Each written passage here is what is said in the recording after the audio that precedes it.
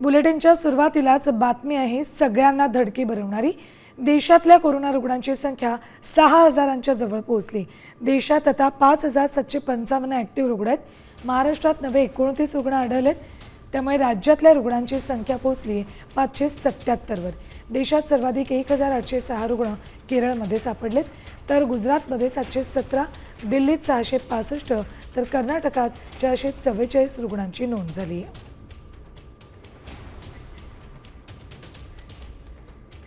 तर परभणीत कोरोनाचा पहिला रुग्ण सापडलाय। डॉक्टरला कोरोनाची लागण झाली। आरोग्य विभागाकडून कोरोना कक्ष सुरू करण्यात आलाय।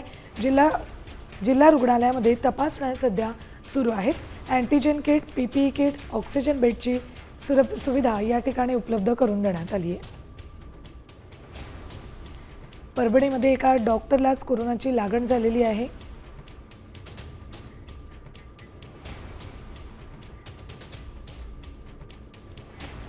तर बातमी एका महाभयंकर संकटाची। कोविड नंतर एक नवीन घातक व्हायरस जगाच्या उंबरठ्यावर आहे।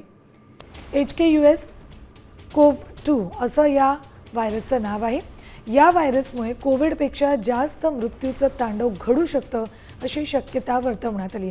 सध्या हा विषाणू वटवाघळांमध्ये आढळलाय, मात्र हा विषाणू भविष्यात मानवासाठी धोका निर्माण करू शकतो असं शास्त्रज्ञांनी म्हटलंय। हा विषाणू पहिल्यांदा चीनच्या दक्षिण आणि पूर्वेकडील भागात वटवाघळांमध्ये आढळला। वुहान इन्स्टिट्यूट ऑफ व्हायरोलॉजीच्या संशोधकांनी त्याची ओळख पटवली। ही तीच प्रयोगशाळा आहे जिथून कोविड-19 लीक झाल्याचा संशय आहे। ही बातमी अशा वेळी आली जेव्हा आशिया खंडातील सिंगापूर, हाँगकाँग, चीन, थायलंड आणि भारतात कोरोना विषाणूची प्रकरणं वेगानं वाढत आहेत। भारतातही सक्रिय रुग्णांची संख्या 6,000च्या जवळ पोहोचली आहे।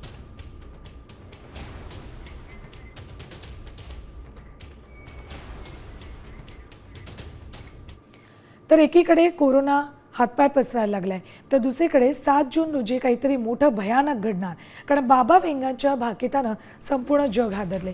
जगात होणारी युद्ध, हवामानामुळे होणारे मोठे बदल या गोष्टी समोर असतानाच एका रहस्यमयी भविष्यवाणीनं लोकांची झोप उडवली। बल्गेरियाचे प्रसिद्ध भविष्यतज्ञ बाबा वेंगा यांनी आत्तापर्यंत अनेक भाकितं केली आहेत। त्यांची अनेक भाकितं खरी देखील ठरली आहेत।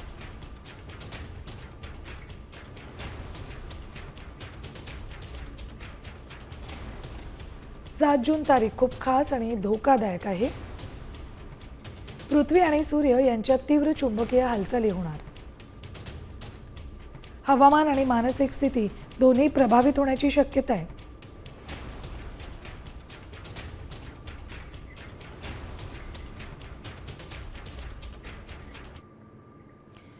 अमेरिकेचे राष्ट्राध्यक्ष डोनाल्ड ट्रम्प यांच्याशी मैत्री तुटल्यानंतर एलन मस्क नवीन राजकीय पक्ष काढण्याच्या तयारीत असल्याचं चित्र दिसतंय। एलॉन मस्क यांनी एक पोल चालवला होता, ज्यामध्ये त्यांनी विचारलं होतं की अमेरिकेत नवीन राजकीय पक्ष स्थापन करावा का। आता त्यांनी या पोलचे निकाल जाहीर केलेत। 80% लोकांनी समर्थनात मतदान केले। यानंतर त्यांनी द अमेरिका पार्टी या आशयाची दुसरी पोस्ट केली आहे। त्यामुळे या नावानं मस्क नवीन राजकीय पक्ष स्थापन करू शकतात अशी चर्चा जोर धरू लागली आहे।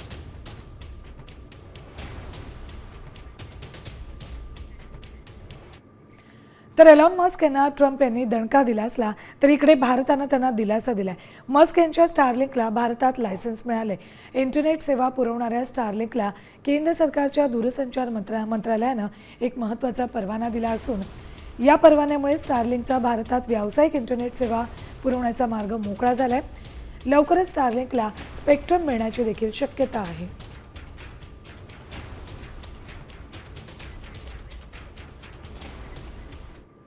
बातमी रशिया युक्रेन युद्धाबाबतची।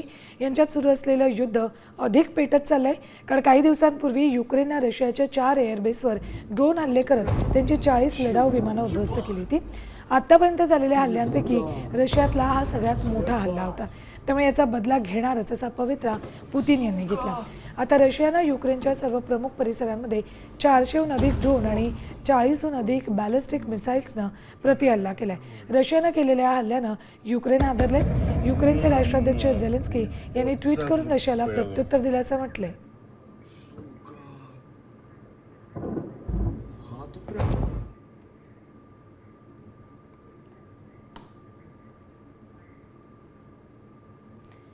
वोलिन, लव्हिव.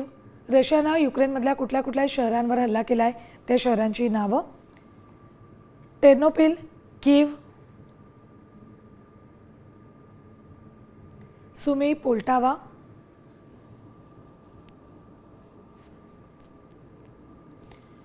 खमेलनित्स्की, चरकासी आणि चेर्निव.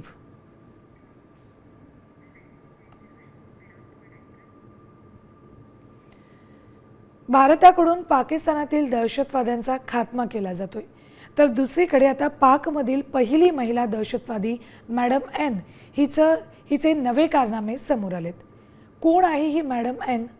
पाहूयात या स्पेशल रिपोर्टमधून. पाकची पहिली महिला दहशतवादी.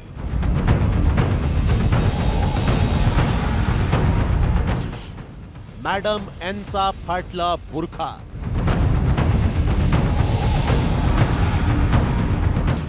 भारतात 500 गुप्तहेरांचं नेटवर्क.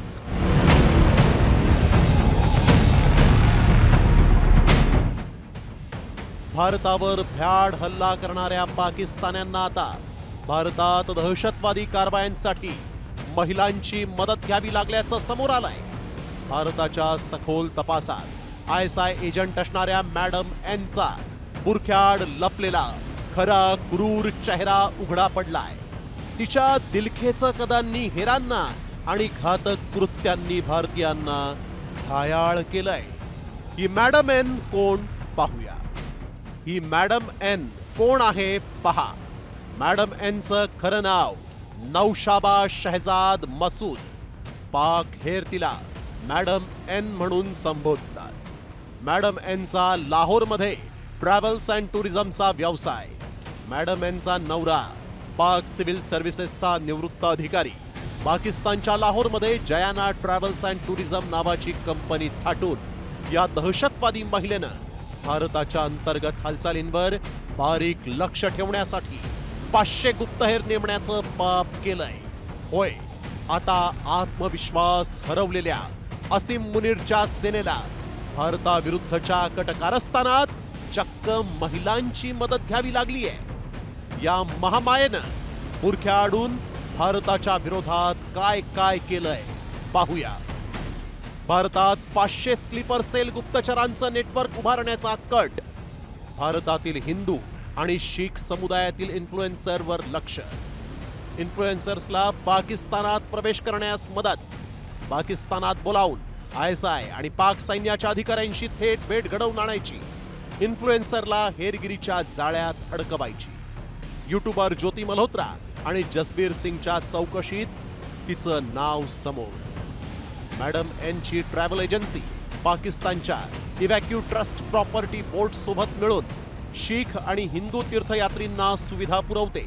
त्यामुळे तिची दिल्लीतील पाकिस्तानी दूतावासापर्यंत पोहोच असल्याचंही आता समोर आलंय. ती फक्त एका फोन कॉलवर कोणालाही व्हिसा मिळवून देऊ शकत होती. मॅडम एन पाकिस्तानी दूतावासातील फर्स्ट सेक्रेटरी सुहेल कमार आणि काउन्सिलर उमर शरियार यांच्याही संपर्कात होती. तसंच पाकिस्तानी दूतावासात व्हिसा अधिकारी असलेल्या आणि ISI संबंधित असलेल्या दानिश उर्फ एहसान उर रहमान याच्याशीही तिचा सातत्यानं संपर्क होता. यामुळे पहलगाम हल्ल्यात पाकिस्तानी उच्चपदस्थ अधिकाऱ्यांचा सरळ सरळ सहभाग असल्याचं आता समोर आलंय. म्हणूनच आता दहशतवाद्यांना अद्दल घडवल्यानंतर या पाकच्या अधिकाऱ्यांना, मुनीरच्या हेरांना आणि आपल्याच फितुरांना सरकार कशी अद्दल घडवणार हे पाहणं औत्सुक्याचं ठरणार आहे. ब्युरो रिपोर्ट, साम TV मराठी.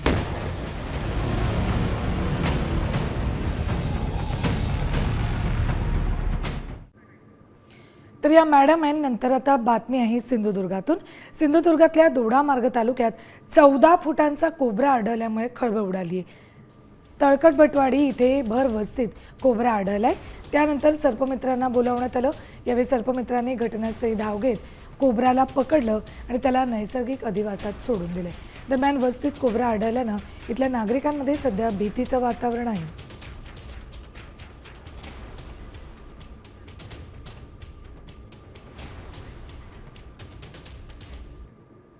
ते इकडे दोडामार्गमध्ये कोबरा आढळलाय तर महाडमधल्या राजेवाडीमध्ये घरात मगरीचं पिल्लू घुसलंय, त्यामुळे खळबळ उडाली होती. सावित्री नदीपात्रात गाळ उपसण्याचं काम सुरू आहे. अशात मगरी मानवी वस्तीत शिरतायत. राजेवाडी गावात राहणाऱ्या फैसल आलेकर यांच्या घरात मगरीचं पिल्लू आढळलंय. याबाबतची माहिती वनविभागाला देण्यात आली. त्यानंतर वनविभागाच्या कर्मचाऱ्यांनी घटनास्थळी धाव घेतली. मगरीच्या पिल्लाला पकडलंय, तसंच त्याला पुन्हा सावित्री नदीपात्रात सोडून देण्यात आलंय.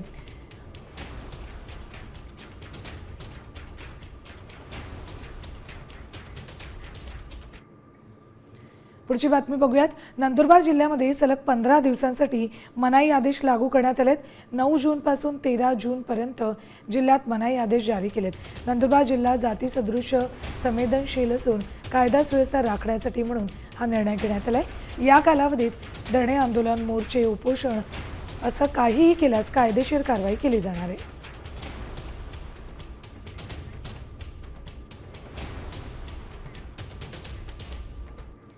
बातमी आगवणे प्रकरणातील JCB विक्री फसवणूक प्रकरणामध्ये राजगुरुनगर न्यायालयानं 6 आरोपींना न्यायालयीन कोठडी सुनावली.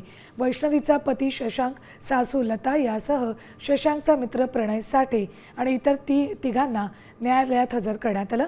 यावेळी त्यांना न्यायालयीन कोठडी सुनावण्यात आली.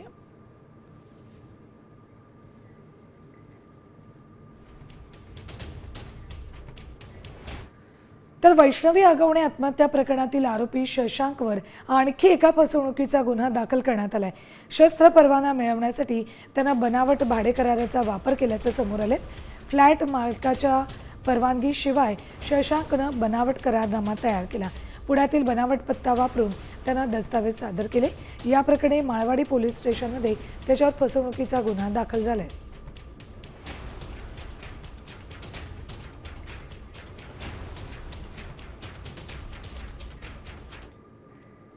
यानंतर आता बातम्या बघूयात झटपट 100. नाशिकच्या चांदवडला जोरदार पाऊस झालाय, त्यामुळे चंदेश्वरी डोंगरानं हिरवा शालू पांघरलाय. धबधबा खळखळून वाहू लागलाय. हे नयनरम्य दृश्य पाहून पर्यटकांचे पाय आपसुकच चांदवडच्या दिशेनं वळू लागलेत.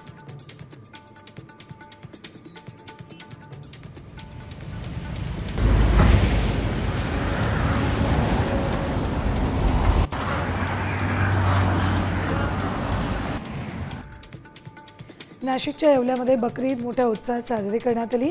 यानिमित्त लकडकोट ईदगाह आणि कोट रोडवरील वली मैदानावर सामूहिक नमाज पठण करण्यात आलं. यावेळी मोठ्या संख्येनं मुस्लिम बांधव उपस्थित होते. सर्वत्र चांगला पाऊस पडावा, देशात शांती, एकता आणि बंधुता नांदावी यासाठी प्रार्थना करण्यात आली.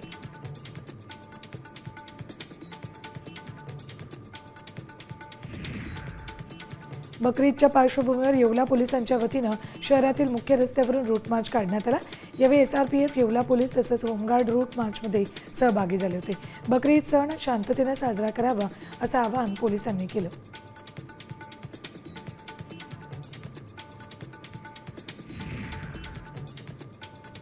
जळगावमधील भुसावळमध्येही नवीन ईदगाह मैदानावर बकरी ईद निमित्त सामूहिक नमाज पठण करण्यात आलं. यावेळी मौलाना रेहान रजा यांनी देशात सुखशांती नांदो, हिंदू मुस्लिम बांधवांमध्ये एकात्मता कायम राहू यासाठी अल्लाहकडे प्रार्थना केली. दरम्यान अनुचित प्रकार टाळण्यासाठी पोलिसांनी बंदोबस्त तैनात केला होता.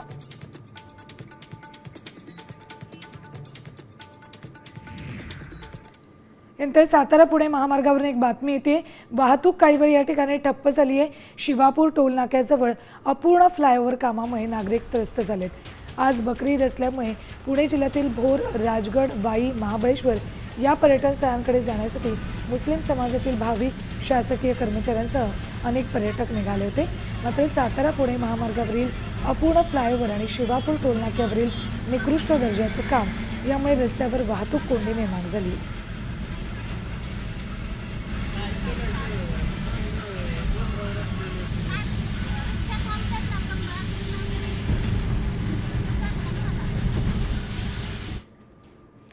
तर आणखी एक बातमी आहे ट्रॅफिक जामबाबतची. बकरी ईद आणि वीकेंडच्या सलग सुट्टीमुळे पर्यटकांची गर्दी वाढली. पुणे नाशिक महामार्गावर चाकण शहरामध्ये प्रचंड वाहतूक कोंडी झाली. जुन्नर, नाणेघाट, भीमाशंकरकडे जाणारा मार्ग पर्यटकांच्या वाहनांनी ठप्प झालाय. सकाळपासूनच वाहनांच्या लांबच लांब रांगा लागल्यात. वाहतूक व्यवस्थेचा फज्जा उडालाय. प्रशासनाच्या नियोजनावर त्यामुळे प्रश्नचिन्ह निर्माण झाले.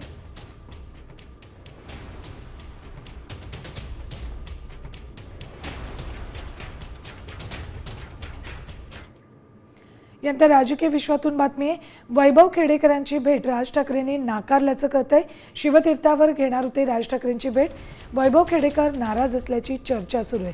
कोकणातील मनसे नेते वैभव खेडेकर पक्षात नाराज असल्याच्या चर्चा आहेत. आज ते शिवतीर्थावर जाऊन राज ठाकरेंची भेट घेणार होते, मात्र अद्यापही ही भेट झालेली नाही. वैभव खेडेकर यांनी पक्षातील काही नेत्यांवर नाराजी व्यक्त केली होती. त्यानंतर आज ते राज ठाकरेंची भेट घेणार होते, मात्र राज ठाकरेंनी ही भेट नाकारली असण्याची शक्यता आहे.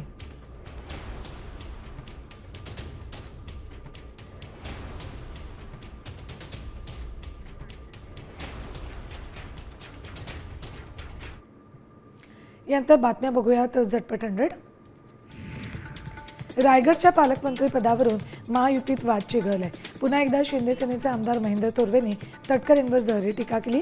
सुनील तटकरेंनी पाठीत खंजीर खुपसला असा घणाघात थोरवेंनी केलाय. तर तटकरेंनी राजीनामा दिला तर मी देखील राजीनामा देईल असं आव्हान थोरवेंनी दिलंय. उपमुख्यमंत्री एकनाथ शिंदेंचं विमान अखेर रात्री उशिरा जळगावमधून उडालं. एकनाथ शिंदे जळगाव दौरा पूर्ण झाल्यानंतर मुंबईला रवाना होणार होते, मात्र वैमानिकानं प्रकृतीचं कारण देत विमान उड्डाणाला नकार दिला. मंत्री गिरीश महाजन आणि गुलाबराव पाटलांनी विमान कंपनीशी संवाद साधला. त्यानंतर एकनाथ शिंदेंचं रखडलेलं विमान उडालं.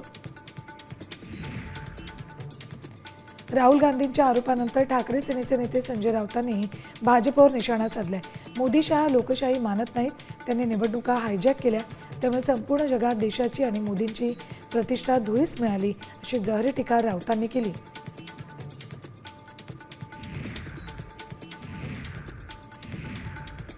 वारकऱ्यांना भेसळमुक्त अन्न मिळावं यासाठी अन्न आणि औषध प्रशासनानं कंबर कसली, तर वारी मार्गावर फूड आणि सेफ्टी व्हॅनही असतील असं अन्न आणि औषध प्रशासन मंत्री नरहरी झिरवळ यांनी सांगितलं.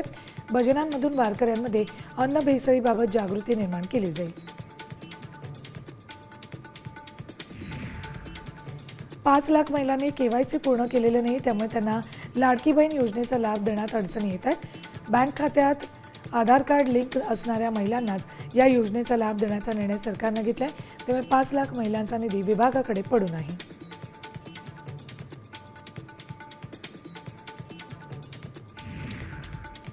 आता शालेय बस चालकांची ओळख आणि पार्श्वभूमी तपासणी बंधनकारक करण्यात आली. तसंच दर आठवड्याला चालक, महिला परिचारिका आणि स्वच्छता कर्मचाऱ्यांची मद्यपान आणि अंमली पदार्थ तपासणी सक्तीची करण्यात आली आहे. विद्यार्थ्यांच्या सुरक्षित वाहतुकीसाठी राज्य सरकारच्या शिक्षण विभागानं हा महत्त्वाचा GR जारी केला आहे.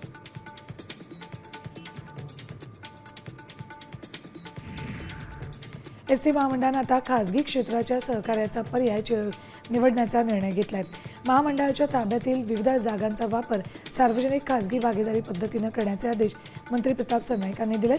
एसटी महामंडळाचा महसूल वाढवण्यासाठी हा निर्णय घेण्यात आला आहे.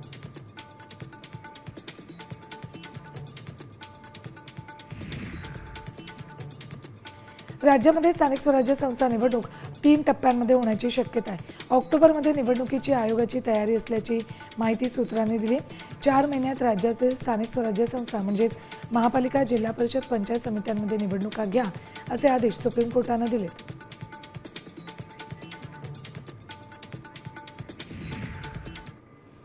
यानंतर महत्त्वाची राजकीय घडामोडी. ठाकरे सेनेतून हकालपट्टी झालेले सुधाकर बडगुजर भाजपमध्ये प्रवेश करणार असल्याच्या चर्चा रंगल्यात. या संदर्भात सर्वांशी चर्चा करून लवकरच निर्णय जाहीर करू असं वक्तव्य स्वतः बडगुजर यांनी केलंय. याबाबत त्यांच्याशी बातचीत केली आमचे नाशिकचे प्रतिनिधी तबरेज शेख यांनी. ठाकरे गटात नाराज असलेल्या सुधाकर बडगुजर यांच्यावर पक्षाने कारवाई केलेली आहे. त्यांना पक्षातून काढण्यात आलेलं आहे. मुळात पक्षातून त्यांनी मला बाजूला केलं. ती कारवाई का झाली हेच मी अनुकलनीय आहे. मला न कळलेलं गणित आहे. तरी असो, ह्या संघटनेमध्ये अशा गोष्टी होत असतात, आरोप प्रत्यारोप होत असतात, शिस्तभंगाची कारवाई होत असते, निलंबन होत असते, हे चालूच असतं. परंतु म्युन्सिपल कर्मचारी कामगार सेना ही स्वतंत्र आहे, त्याची घटना स्वतंत्र आहे, त्याचे बॉयलाज वेगळे आहेत. त्यानुसार जर काम करायचं ठरलं तर निवड जी झालेली आहे ती 5 वर्षासाठी जनरल बोर्डाच्या मीटिंगमध्ये 5 वर्षासाठी निवड माझी झालेली आहे. मी काही कोणाच्या संपर्कात नाही अजून. मी संपर्क करेल. माझी प्रवेशाची भूमिका ज्यावेळेस ठरेल त्यावेळेस बघू ना. आता एवढीच घाई कशाला. पण राजकारणात आरोप प्रत्यारोप करताना त्यातून झालेली ती निर्मिती आहे. आणि साहजिक आहे ज्यांनी आरोप केले त्यांच्या विरोधात मी निवडणूक लढवलेली होती. त्यांचा राग व्यक्त करणं त्यांची भूमिका आहे. कॅमेरामॅन प्रवीण काडबंडेसह मी तबरेज शेख, साम TV न्यूज, नाशिक.